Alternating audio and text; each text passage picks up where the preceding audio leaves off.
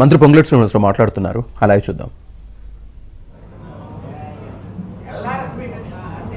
ఏదైతే ఈ చట్టంలో ఏజెన్సీకి సంబంధించిన దాంట్లో మన పరిధులను దాటి దాన్ని మార్చలేము. ఇన్ని లిమిట్స్ లో తప్పకుండా అది ఉపయోగపడే విధంగా దాన్ని యూటిలైజేషన్ ఉంటుందన్న.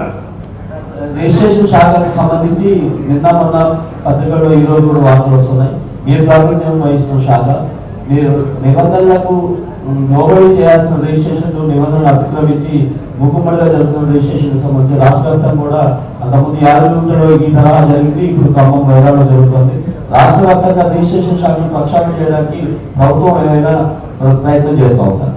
తప్పకుండా దీన్ని కూడా ఫుల్ ప్లెడ్జ్ లో చిన్న అవకతవకలు కూడా జరగకుండా చేయాలనే తపనైతే ఈ ప్రభుత్వానికి నాకు ఉంది. ఏవైతే బయటికి వస్తున్న ప్రతి అంశం మీద చాలా క్షుణ్ణంగా ఇన్డెప్త్ గా డిగ్ చేస్తున్నాం. దానికి సంబంధించిన అధికారుల మీద కూడా చర్యలు తీసుకున్నాం, భవిష్యత్తులో కూడా తీసుకుంటున్నాం. దానికి ఆల్రెడీ ఏదైతే మన జిల్లాకు సంబంధించి 1-2 అంశాలు ఏవైతే వచ్చాయో ఆల్రెడీ ఎంక్వైరీ మెయిన్ ఆఫీస్ నుంచి ఎంక్వైరీ టీమ్ కూడా ఈ హాలిడేస్ కాబట్టి నెక్స్ట్ డే వర్కింగ్ డే నాడు వస్తున్నారు. ఇన్డెప్త్ గా ఎక్కడైతే చట్టానికి లోబడి కాకుండా రూల్స్ అండ్ రెగ్యులేషన్స్ డీవియేట్ అయ్యి తప్పులు ఎవరైతే చేశారో వాళ్ళు శిక్షించడం కూడా జరుగుతుంది.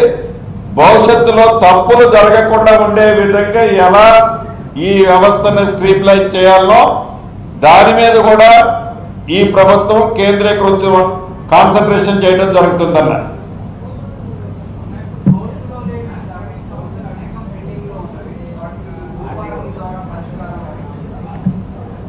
ఏదైతే 2020 చట్టం తెచ్చే నాడు ఆనాటి ప్రభుత్వం ల్యాండ్ అప్పీల్ అథారిటీని పూర్తిగా తీసేసింది.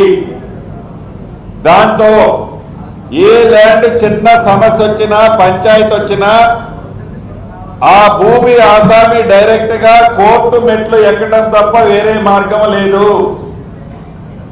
ఏదైతే మనం కొత్త చట్టం 2025 నెంబర్ 1 మన చట్టం ఇప్పుడు వచ్చింది. నెంబర్ 1 2025 భూభారత చట్టంలో ల్యాండ్ అప్పీల్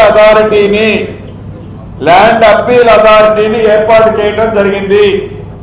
ఈ ల్యాండ్ అప్పీల్ అథారిటీ ఎక్కడైతే ఎక్కువ కేసులు ఉన్నాయో ఆ కేసుల సంఖ్యను బట్టి ఆ ప్రాంతాన్ని ఒక యూనిట్ గా ఫైనల్ చేయడం జరుగుతుంది. ప్రతి అంశాన్ని ఎంఆర్ఓ గారి దగ్గర ఏదైనా అన్యాయం జరిగిందనుకుంటే నెక్స్ట్ అప్పీల్ అథారిటీ ఆర్డీఓ గారు, కలెక్టర్ గారు ఉంటుంది.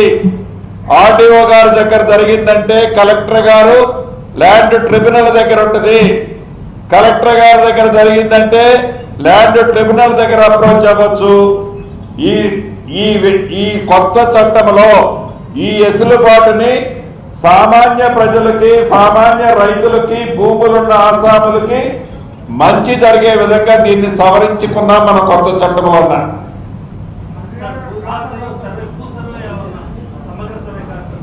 తప్పకుండా చేయాల్సిన అంశం అయితే ఉంది.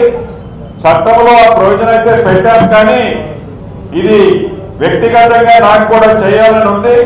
దీంట్లో మెరిట్స్, డిమెరిట్స్ చూసి తప్పకుండా దాని మీద కూడా ఒక నిర్ణయం భవిష్యత్తులో తీసుకోవడం జరుగుతుంది.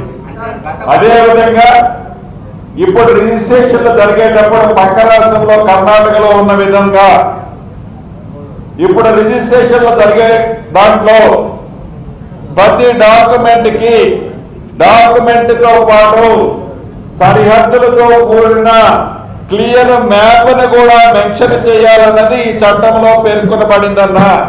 ఫస్ట్ దాన్ని ఈ ప్రభుత్వం ఇంప్లిమెంట్ చేస్తుందన్న ఈ చట్టం ద్వారా.